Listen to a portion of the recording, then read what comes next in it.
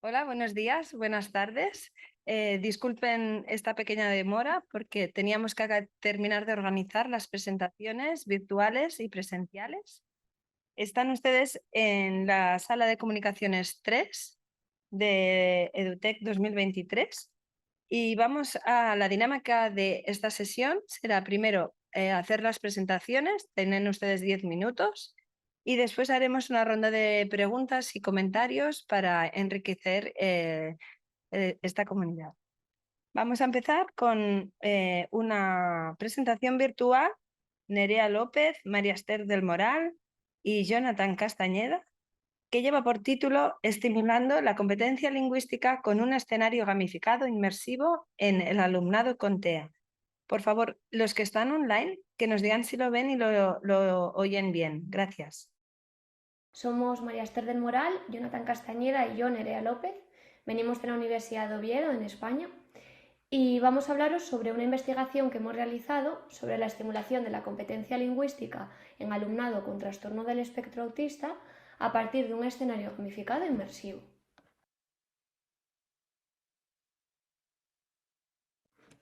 Las personas con trastorno del espectro autista, en adelante TEA, tienen dificultades persistentes en el lenguaje, tanto a nivel verbal como no verbal. Presentan una heterogeneidad sistemática que se refleja en los distintos niveles de funcionamiento. Pueden variar según la edad, la capacidad intelectual, patologías asociadas, etc. Esta heterogeneidad sintomática también se refleja en su lenguaje y su comunicación, dando lugar a niveles de funcionamiento que abarcan desde la ausencia de intención comunicativa hasta el empleo de conductas de mayor complejidad en funcionalidad y forma. En concreto, existe una gran variabilidad en el nivel lingüístico de estas personas, incluyendo aquellos que poseen un vocabulario relativamente extenso y otros que muestran incapacidad total para el habla. Así, en la era digital, las aplicaciones digitales se convierten en recursos óptimos para evaluar sus habilidades, puesto que posibilitan una evaluación contextual, dinámica y flexible, ofreciendo la posibilidad de seleccionar y crear actividades personalizadas. Existen estudios relacionados con la estimulación de las habilidades lingüísticas a partir de app en este tipo de alumnado, ya sea incidiendo en el lenguaje gestual o la alfabetización y el aumento de vocabulario. Además, la utilización de estas aplicaciones, junto a innovadoras fórmulas como la gamificación, pueden incrementar su motivación al utilizar las mecánicas y dinámicas del juego, favoreciendo así un aprendizaje inmersivo. En este contexto, esta investigación evalúa el impacto de un escenario gamificado inmersivo que utiliza una narrativa gamificada y recursos de realidad aumentada para mejorar la competencia lingüística del alumnado con TEA.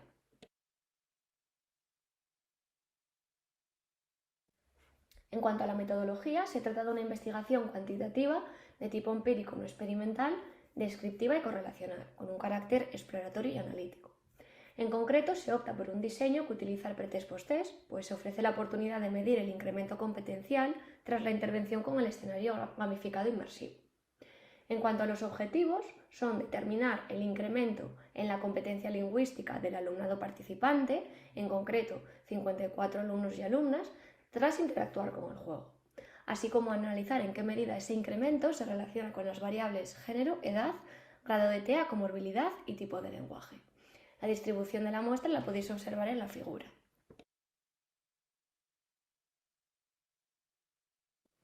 La investigación tuvo diferentes fases. Una primera fase en la que se diseñó el escenario gamificado inmersivo, una segunda en la que se diseñaron los instrumentos de evaluación, la selección de la muestra, una intervención individualizada utilizando un pretest post-test y el análisis de datos.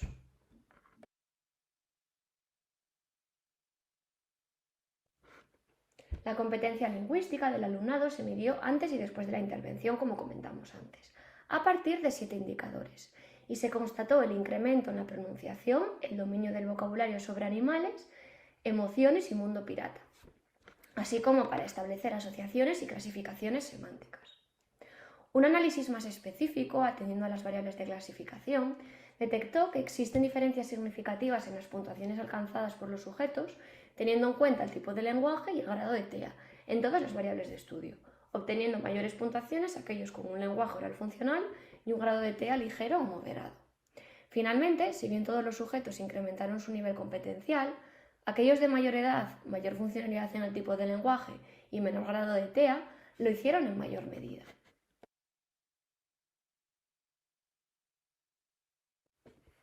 Para finalizar, nos gustaría concluir que la intervención apoyada en el escenario gamificado inmersivo ha contribuido a incrementar la competencia lingüística del alumnado independientemente de su casuística individual. El incremento más notable se encuentra en el vocabulario, tanto de animales como de elementos relacionados con el mundo pirata, dado que este es el centro de interés del escenario digital. Se puede inferir que la narrativa en torno a la que gira el juego favorece la motivación del alumnado. Por otro lado, se observa que el grado de TEA está directamente relacionado con el incremento lingüístico, pues el alumnado con un grado de TEA severo muestra una menor competencia debido a sus limitaciones cognitivas. Por tanto, las intervenciones con este tipo de escenarios pueden estimular distintas competencias en este alumnado, al permitir la adaptación de contenidos de diferentes áreas. Hola a todos y a todas, mi nombre es Ana Sánchez Caballé y junto a mis compañeros Julio Pacheco y Juan Francisco Álvarez hemos estado elaborando esta comunicación que se titula Diseño de una propuesta para la colaboración entre los centros de educación secundaria y educación infantil y primaria mediante la robótica educativa. Si bien es cierto que a lo largo de la última década las generaciones que van creciendo van integrando las tecnologías digitales en su cotidianidad, también es importante recordar que es imprescindible acompañarlas en ese proceso de integración de estas tecnologías en su vida diaria. En este sentido, la que conocemos como la Ley Orgánica 3/2020 del 29 de diciembre, por la que se modifica la Ley Orgánica 2 del 2006 del 3 de mayo de Educación, conocida más popularmente como LOMLOE, establece que en la etapa de educación infantil ya se debe acometer contenidos como la robótica educativa y el pensamiento computacional. No obstante, en este contexto es importante también pensar en los docentes, porque hay docentes que todavía no disponen de ciertas habilidades digitales como para poder realizar esas tareas. Y lo que se propone en esta comunicación es resolver esto de una manera alternativa. En este caso, como habéis visto, lo que nos proponemos es diseñar una propuesta que permita colaborar los centros de secundaria con los centros de educación infantil y primaria para trabajar la robótica educativa. Esta propuesta la hemos diseñado con la metodología de investigación basada en el diseño. La metodología se caracteriza por tener 3 fases. Una primera fase de investigación preliminar, donde se analiza la literatura y la situación en el contexto determinado. Una segunda fase de diseño y prototipaje, en la que se van diseñando y evaluando distintos prototipos de ese producto que queremos conseguir. Y finalmente, una tercera parte de evaluación final, en la que se hace la evaluación final del producto diseñado y se elaboran los denominados principios de diseño. Tal como se puede ver marcado en la pantalla, en nuestro caso nos encontramos en una primera fase, que a partir de la lectura de literatura hemos elaborado un primer prototipo teórico de cómo debe ser esa colaboración entre centros de secundaria y de educación infantil y primaria. A continuación, aquí en los resultados, os mostramos un poco la dinámica que debería seguir este tipo de propuestas y también quiénes van a estar implicados en ellas. Por ejemplo, la primera fase es la de toma de contacto con los robots por parte del estudiantado de secundaria y los docentes de secundaria. La que la sigue es la toma de contacto entre los estudiantes de secundaria y los docentes de los centros de educación infantil y primaria para ese conocimiento entre ellos. Entonces, ¿quién está implicado? Pues por una parte los estudiantes de secundaria y por otra los docentes de educación infantil y primaria. La tercera fase es la de diseño de la propuesta de sesiones, es decir, esas sesiones que se van a realizar en los centros. Entonces, ¿quién está implicado? Los estudiantes de educación secundaria y los docentes de educación de secundaria, que van a ejercer como guías a la hora de elaborar esas sesiones.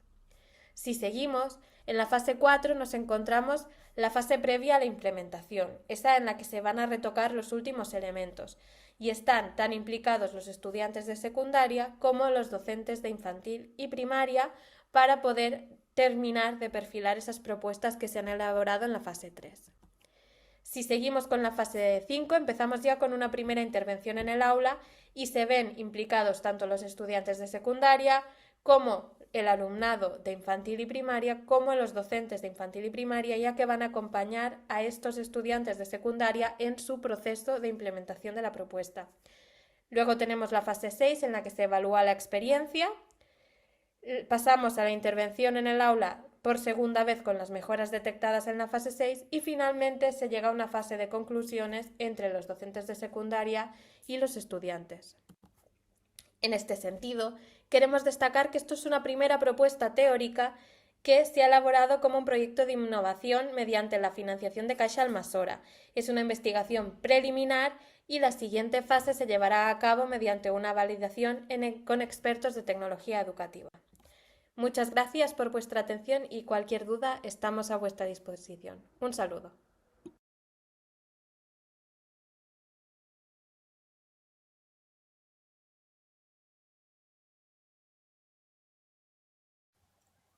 Mi nombre es Valeria Bertozzi, soy de la Universidad Tecnológica Nacional de Argentina y les voy a presentar una arquitectura de sistema recomendador para el desarrollo de objetos de aprendizaje para ingenierías bajo el enfoque por competencias.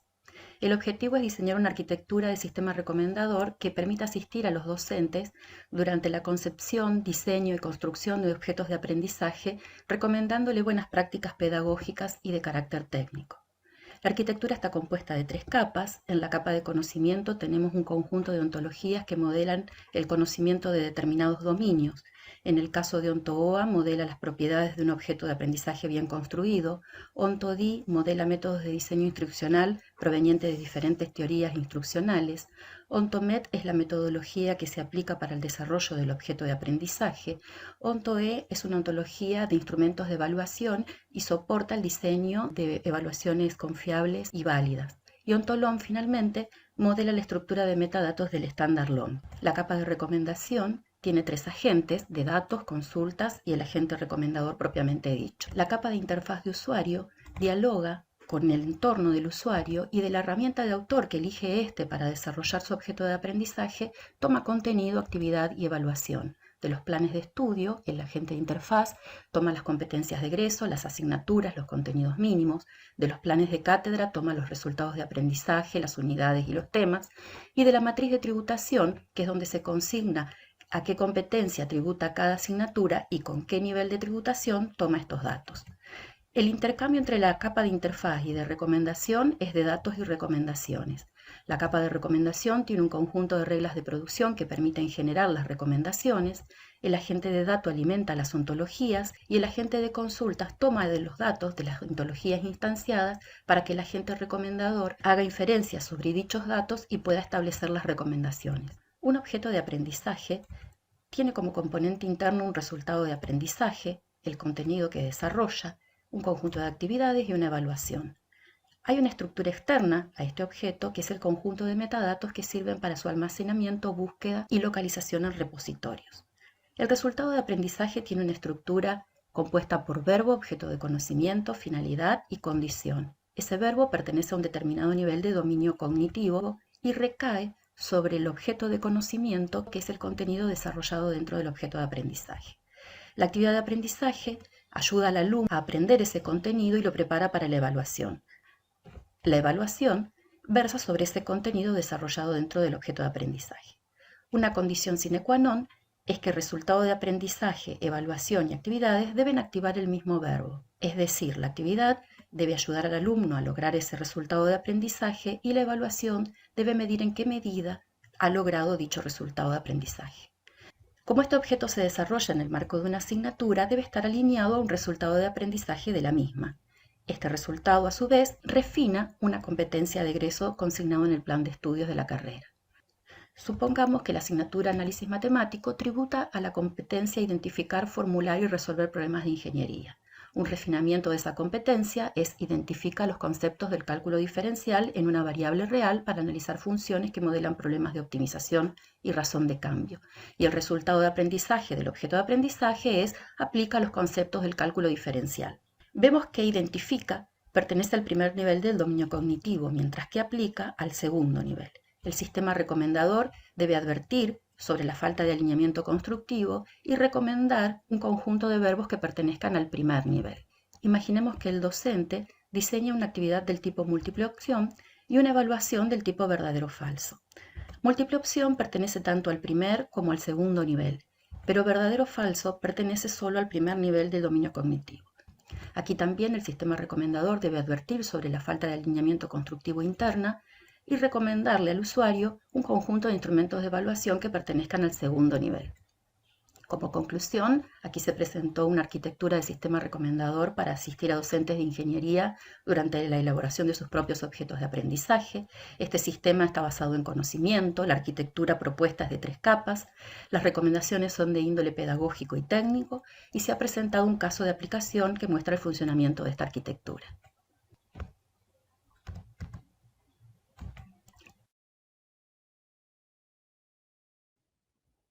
Hola a todos, soy Maribel Miranda de Portugal y vengo a EduTech Panamá de forma virtual a presentar mi trabajo a comunidades de práctica en línea, trayectorias de proyectos de investigación.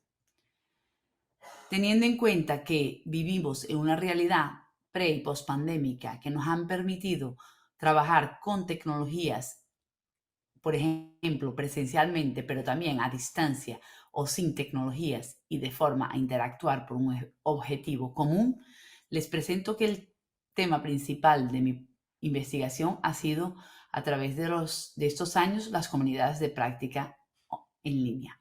Y aquí la realidad es que lo he querido mantener en red porque si presencialmente es muy fácil reunir un conjunto de personas, para tener un grupo de personas reunidas con características semejantes para debatir, compartir, aprender y trabajar por un objetivo común cuando es en red o a distancia, es mucho más difícil. Y he comenzado todo ese trabajo desde 2005 con el proyecto Arca Común.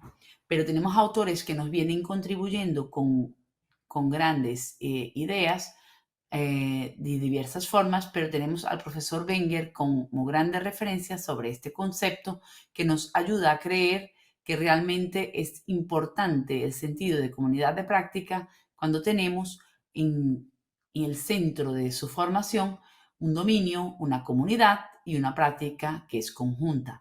Y así se creó Arca Común.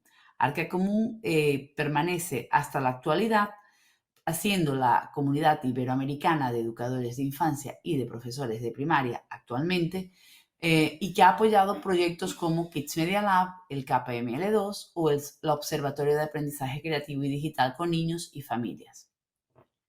Y son proyectos que cada uno con sus características diferentes han podido desarrollarse. Si en 2005 tuvimos hasta el 2009 más de 8.000 participantes iberoamericanos utilizando plataformas como Moodle, que eran muy rudimentarias y podíamos conversar en diversos foros e intercambiar ideas en portugués y español, hoy en día todo se vuelve mucho mejor y mucho más fácil, como por ejemplo utilizando redes sociales o otras plataformas con mejor calidad, como por ejemplo WordPress, donde tenemos nuestras páginas, nuestras interacciones y que ha permitido renovar el ciclo de vida de la comunidad Arca Común, crear una identidad que perdura en el espacio digital y promover cooperación, colaboración y liderazgo para su sostenibilidad con ideas y trabajos sobre todo lo que es del currículo de infantil y de primaria.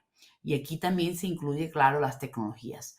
Por eso han surgido algunos conocimientos creados a través del Arca Común y uno de ellos fue poder crear la Asociación Arca Común en 2009 y traer para ella algunos proyectos como por ejemplo sobre codificación que surgieron después de haber implementado el proyecto Kids Media Lab. El Kids Media Lab nos permitió crear también un espacio de comunicación e interacción online entre educadores y profesores de primaria con el objetivo de aprender a programar y a llevar a sus prácticas educativas todo lo que era pensamiento computacional, programación y robótica. Lo mejor es que con las redes sociales como YouTube y Facebook pudimos dar alguna divulgación, alguna difusión a todos los trabajos que hicimos, proyectos, formación en línea y también juntar a familias y niños en estos proyectos. Creamos la comunidad Scratch Junior, que también tuvo un impacto muy grande y que en Portugal reúne más de 700 personas interesadas en aprender a programar con esta aplicación. Nos permitió desarrollar y traducir para portugués un plan de estudios asociado a esta aplicación y crear también un MOOC con estos investigadores de Estados Unidos, del MIT y del Boston College. Esta posibilidad también de crear conocimiento con empresas ha sido importante porque tuvimos el apoyo empresarial de Clementoni para crear actividades con sus robots. Y esto fue posible gracias a toda su difusión de los proyectos, a la forma como en Portugal hemos creado una identidad en el espacio digital de estos proyectos y de la forma como ellos se implementaron en red para poder cubrir las necesidades formativas y de integración curricular de norte a sur de Portugal, un país pequeño, pero que da entrada aquí a Europa. El proyecto KPML2 tuvo una mejor adhesión y se ha terminado el año pasado, pero tuvimos la oportunidad de trabajar con muchas universidades públicas y politécnicos de Portugal y nos ayudaron a implementar formación presencial en sus instituciones educativas, a profesores y educadores de infantil y después a tener formación también en red.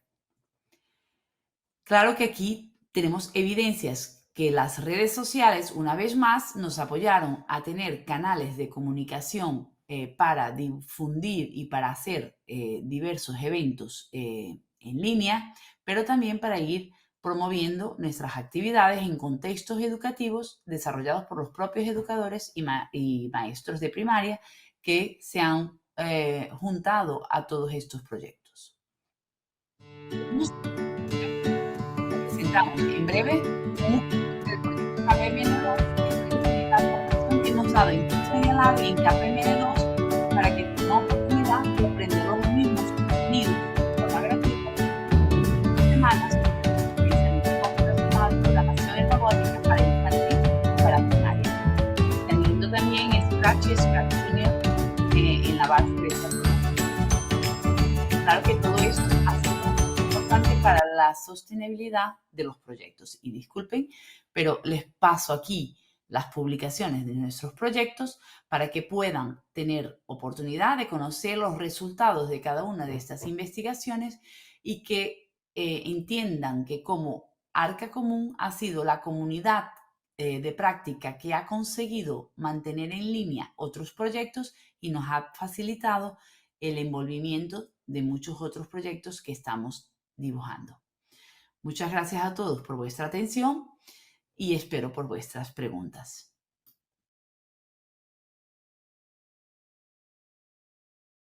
Sí. ¿Ahora? Vale, perfecto. Pues vamos a hacer las presentaciones presenciales.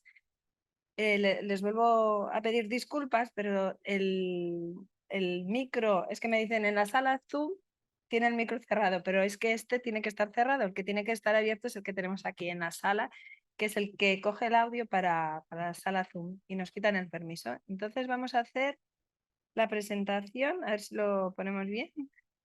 Ahora sí. Perfecto. Muy bien, pues pasamos a la presentación presencial de Antonia Dardé, Jennifer Saray Santana, Jacoba Muná y Adolfina Pérez, que lleva por título Itinerarios de aprendizaje en tele para la formación en microhuertos. Bueno, muchas gracias. Y bueno, yo soy Jacoba Munar, vengo a presentar esta comunicación por parte de mis compañeras que no han podido venir, pero están conectadas virtuales.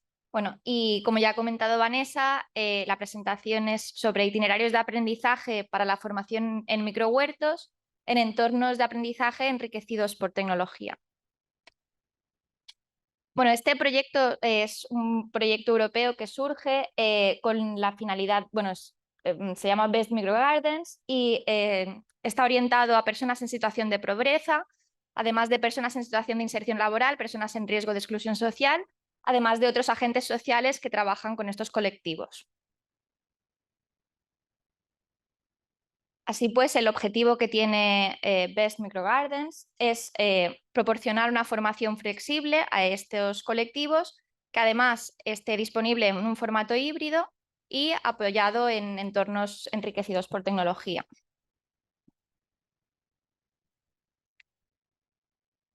El método que hemos seguido está dividido en 3 fases. En primer lugar se hizo un análisis de necesidades. Como ya se ha comentado, se definió el perfil de los destinatarios y las competencias, y luego se procedió a elaborar las competencias y contenidos que se iban a trabajar en este proyecto. Después se procedió a desarrollar se diseñó y se desarrolló el modelo pedagógico. Y por último, estamos en fase de evaluación de este proyecto. Aquí, bueno, tal y como pueden comprobar los resultados, se elaboró una serie de módulos, 4 módulos en total, en el que el contenido, bueno, está dividido en secuencias pedagógicas, pedagogical sequences, y normalmente, bueno, las secuencias pedagógicas tienen una estructura idéntica y luego se procede a recomendar secuencias anteriores o continuaciones de esa misma secuencia en función de los intereses o de las necesidades que pueda tener los destinatarios. También, bueno, me gustaría añadir que los propios destinatarios pueden seguir esta formación a su propio ritmo y les permite flexibilizar el aprendizaje y la absorción de esos contenidos. Como conclusiones del proyecto, estamos convencidas de que los itinerarios de aprendizaje resultan un aspecto fundamental en el aprendizaje, sobre todo en formato híbrido, y que pueden resultar muy beneficiosos para los colectivos a los que nos dirigimos.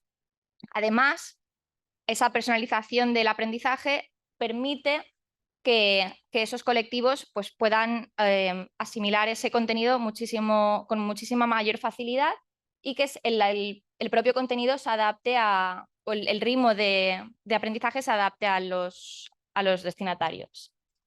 Y por último, el hecho de haberlo hecho en diferentes módulos y en esta estructura flexible permite que nos adaptemos a diferentes contextos. Muchas gracias.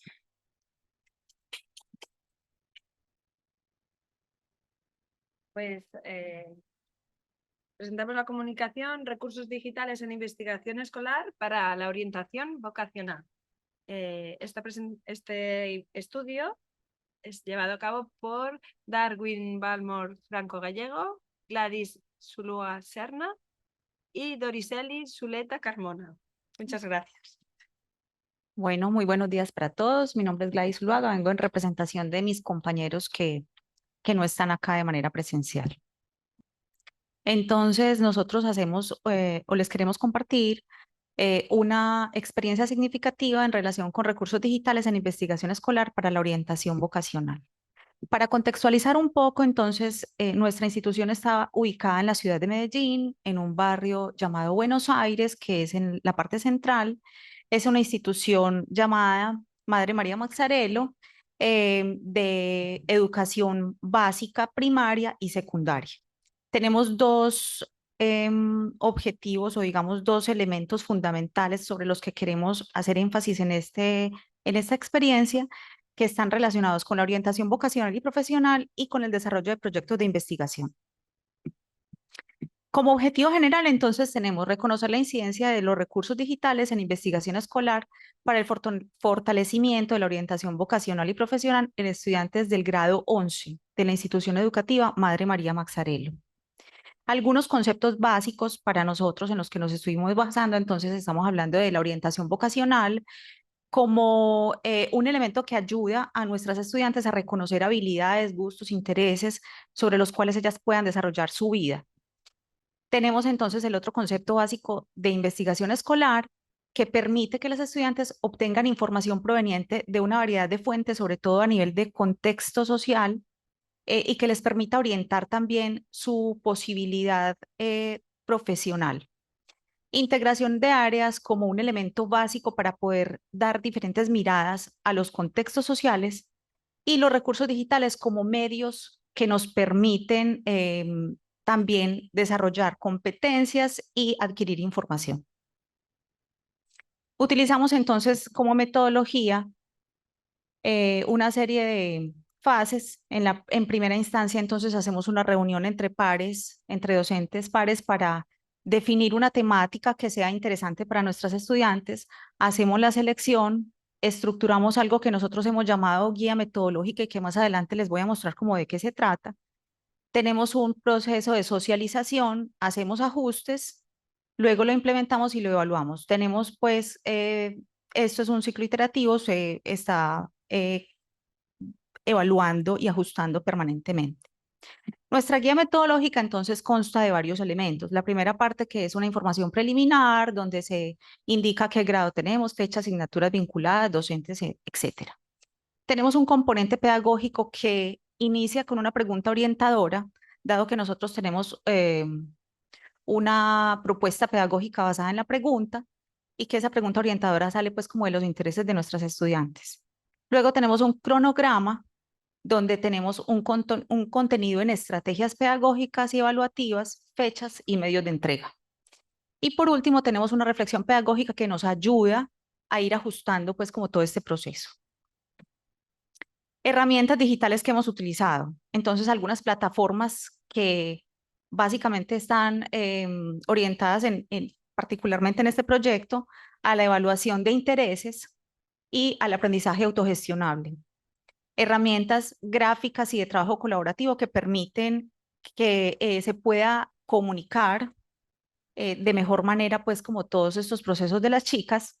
Tenemos gestores bibliográficos que contribuyen a una buena selección de información y las redes sociales que contribuyen con la comunicación y difusión de información.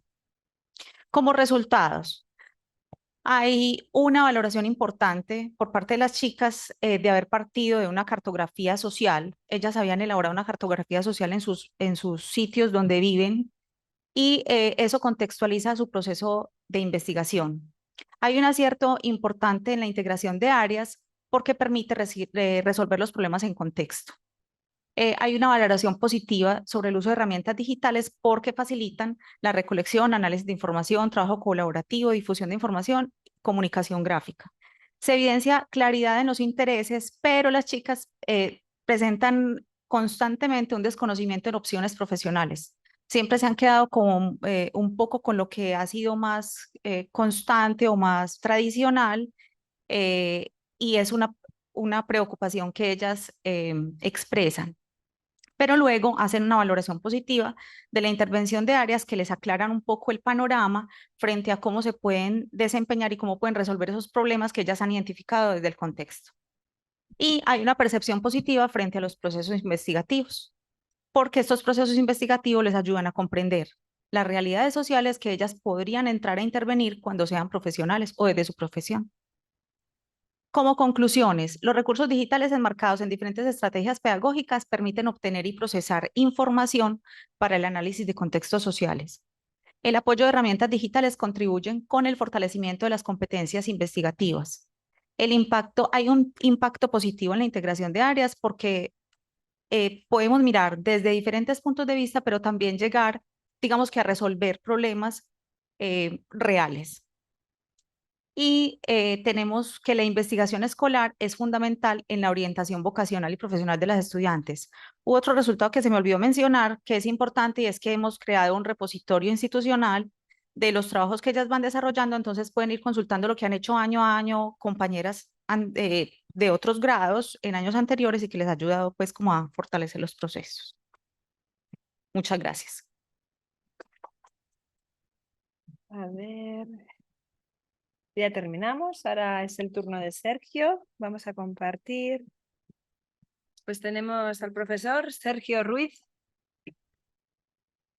que nos va a presentar una experiencia de un semillero de investigación regional usando tecnologías digitales. Bueno, muy buenos días para todos. Mi nombre es Sergio Ruiz. Soy docente de tiempo completo de la institución universitaria Pascual Bravo. Esta institución es de la ciudad de Medellín, en Colombia. Es una institución del sector público. y tiene asociado un semillero de investigación regional. Les cuento que esta institución tiene su campo de acción en la ciudad, pero ofrece programas en las regiones del departamento de Antioquia. La investigación tiene un alcance de tipo descriptivo y tiene una metodología de tipo estudio de caso. Bien, el propósito del semillero, o el propósito como tal, es llevar la investigación a estas regiones donde anteriormente no se hacía investigación, solamente se llevaba la educación a distancia. Queremos entonces capacitar a los estudiantes en aspectos metodológicos necesarios para la formulación, gestión, administración y puesta en marcha de proyectos de investigación. También realizar alianzas con otros semilleros institucionales con el fin de ampliar pues ese panorama de investigación para ellos, formular y ejecutar proyectos de investigación a partir de las necesidades que tienen y que ellos mismos identifican en sus regiones, y utilizar las TIC para dinamizar la participación de los estudiantes de estas regiones y igualmente que ellos puedan participar en eventos como componente de divulgación de los resultados de la investigación. Todo este propósito se busca, o todo este proceso tiene un propósito que es consolidar la estrategia del semillero en las regiones. Desde su creación, el semillero nace en el año 2020, en plena pandemia, que paradójicamente para nosotros fue algo beneficioso porque empiezan a aparecer un montón de herramientas digitales que nos van a permitir desenvolvernos y trabajar con estos estudiantes que están en zonas apartadas y que no es posible reunirnos en un solo lugar. Entonces vemos que desde el 2020 hasta acá ha habido una participación que por lo general ha estado por encima de 30 personas, 30 semilleristas. Ellos generalmente permanecen, no solamente se inscriben, sino que permanecen activos allí. Para poder trabajar con ellos, entonces las tecnologías digitales no han sido simplemente una herramienta de apoyo, sino que realmente ha sido una necesidad el poderlas utilizar, porque sin ellas no podríamos llegar a esos lugares. Entonces, ¿qué tecnologías nos apoyan? Las tecnologías o herramientas, todo esto, son las videoconferencias que nos permite trabajar de manera sincrónica y asincrónica, las plataformas web donde podemos alojar los materiales de estudio, las grabaciones también, ciertos libros interactivos que hemos venido trabajando últimamente con la red educativa Descartes. También el uso de simuladores ha sido fundamental con el tema de la simulación de lo que son los temas de la electricidad, la electrónica y la mecánica. El uso de laboratorios remotos, que ha sido todo un reto porque no teníamos el equipamiento necesario en la institución para trabajar. Entonces nos ha tocado enfrentarnos a esto y aprender mucho, y hemos tenido resultados bastante interesantes. Y todo ello se apoya con un laboratorio móvil para ciertas prácticas que requieren esa presencialidad y el manejo directo de los equipos. Tenemos unas líneas o áreas de investigación que nacen a partir de los proyectos que se formulan como apoyo a ellos y su ejecución. Entonces tenemos líneas de investigación en automatización, diseño e impresión 3D, freelance, instalaciones eléctricas, sistemas fotovoltaicos y técnicas de mantenimiento predictivo. Pero es algo muy dinámico. Estas líneas de investigación, así como se utilizan en ciertos momentos, van cambiando, van evolucionando a partir de las necesidades de los proyectos. Manejamos unas alianzas con otros semilleros de investigación institucionales, esto con el fin de que ampliar ese espectro de aplicación. de los proyectos. Entonces, nosotros tenemos unos enfoques, unas líneas de investigación, pero resulta que hay otros semilleros que tienen ciertas especificidades que podemos nosotros aprovechar para formular de manera conjunta proyectos y también ejecutarlos.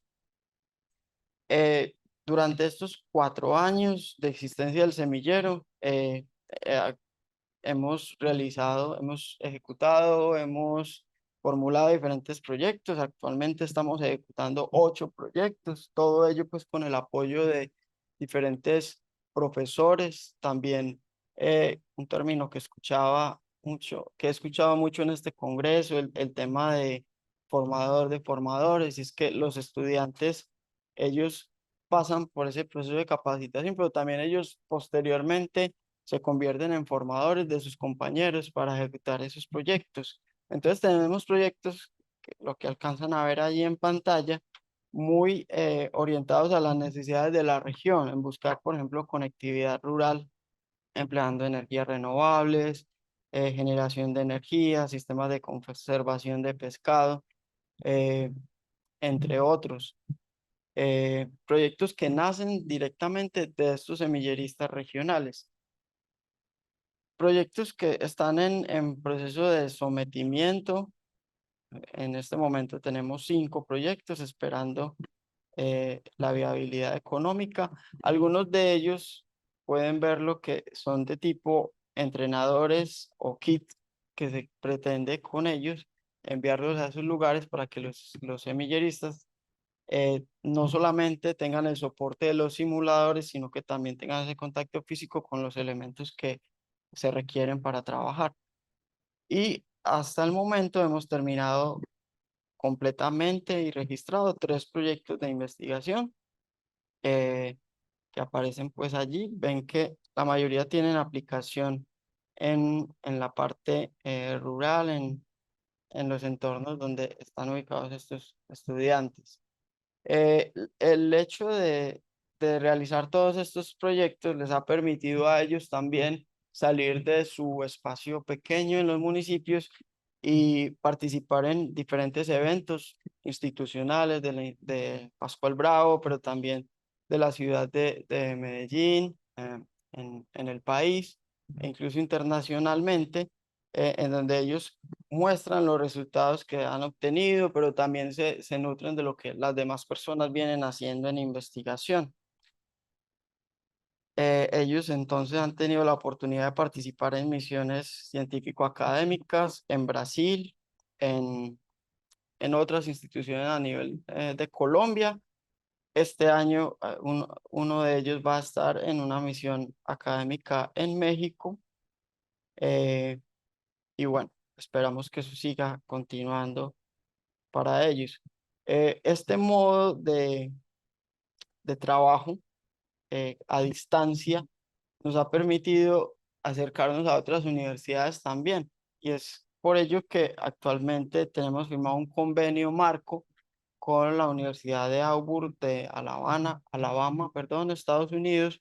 La idea es tener cooperación para el desarrollo de los proyectos. Esa universidad también tiene una facultad en el tema de ciencias agrarias, en donde consideramos que es un socio pues, estratégico para el desarrollo de estos proyectos. Bueno, para los estudiantes, además del aprendizaje que ellos tienen, porque los semilleros de investigación para ellos es algo opcional, ellos no tienen que estar allí, ellos participan de manera autónoma y igualmente la institución para motivar esa participación les ofrece unos beneficios en cuanto a certificación que pueden tener en cuenta en las hojas de vida, también el tema de incentivos en descuento por matrícula académica, la posibilidad de que su participación sea tenida en cuenta como trabajo de grado, por ejemplo, en un proyecto que ellos se encarguen de un objetivo específico y que eso pueda ser su trabajo de grado para la graduación, y las pasantías académicas nacionales e internacionales. Bueno, allí aparecen entonces algunas referencias que utilizamos para este trabajo. Muchas gracias.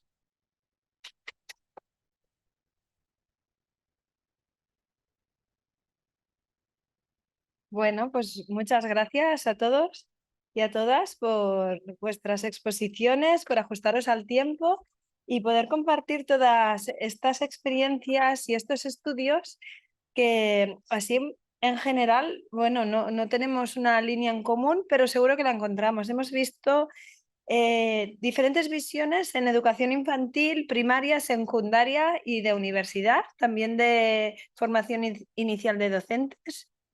Hemos visto diferentes tipos de competencias, competencia lingüística, competencia digital, competencia investigadora y muchos tipos de tecnologías utilizadas en estos distintos contextos. Entonces vamos a empezar a ver si alguien quiere ampliar su contribución o quiere saber más cosas de otros compañeros, y si quieren en el chat poner alguna indicación, o aquí en la sala alguien quiere empezar a comentar alguna cosa. ¿Todos a la vez? ¿Sí? Sí, venga. Sí, ¿quieres venir aquí así te verán? No, vale. Olá, muito bem. Eu que tenho uma pergunta para os três que apresentaram acá. Como foi o processo de avaliação de suas propostas? Quiero una foto así. Bueno, nosotros todavía estamos en fase de evaluación del proyecto, pero sí que es verdad que bueno, hicimos un programa piloto de formación a formadores y a través de ese programa se obtuvieron ciertas recomendaciones, se hizo además un cuestionario y bueno, y a partir de esas recomendaciones y mejoras pues estamos terminando de afinar ese programa para luego, en principio, a finales de diciembre, bueno, ya será enero, pero en principio la idea es que se evalúe mediante los mismos actos, los propios los formadores que se vayan a encargar de atender a esas personas en riesgo de exclusión.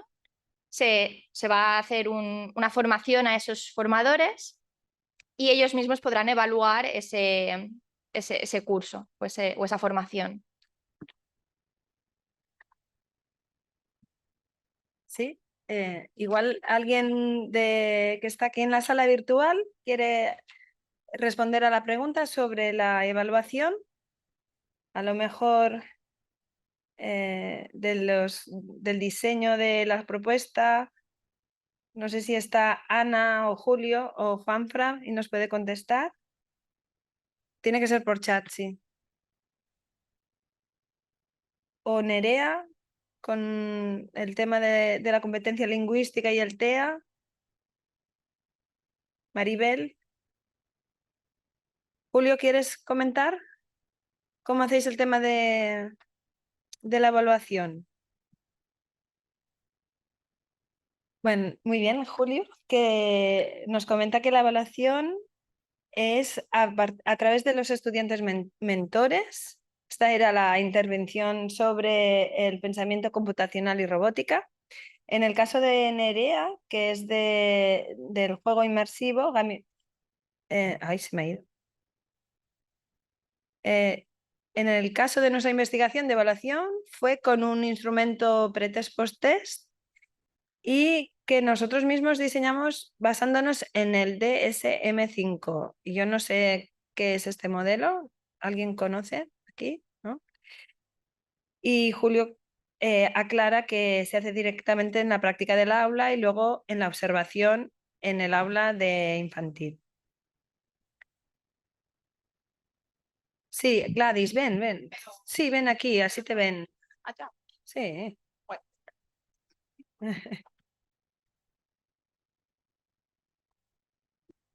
Bueno, en nuestro caso realizamos la evaluación de dos maneras. En primera instancia, como todo proceso de investigación, que era lo que estábamos desarrollando con las chicas, ellas hacen una exposición en algo que nosotros llamamos la Feria de Investigación Escolar. Entonces exponen todos sus procesos de investigación, donde toda la institución podía pues como pasar envases para poderlos ver. Ese es el primer proceso de evaluación. Y en segunda instancia, en una encuesta que ellas responden para nosotros identificar qué tan asertivo fue el proceso, qué tanto les aportó en su proceso de orientación profesional y vocacional. Gracias. Nos dicen que el método DSM-5 es el manual diagnóstico y estadístico de los trastornos mentales. Gracias, porque no somos de este ámbito y lo desconozco. Entiendo que es un cuestionario o algo así y ya está. No sé si... a ver, que no veo. Maribel, sobre las comunidades de prácticas, ¿cómo hacéis vosotros la evaluación?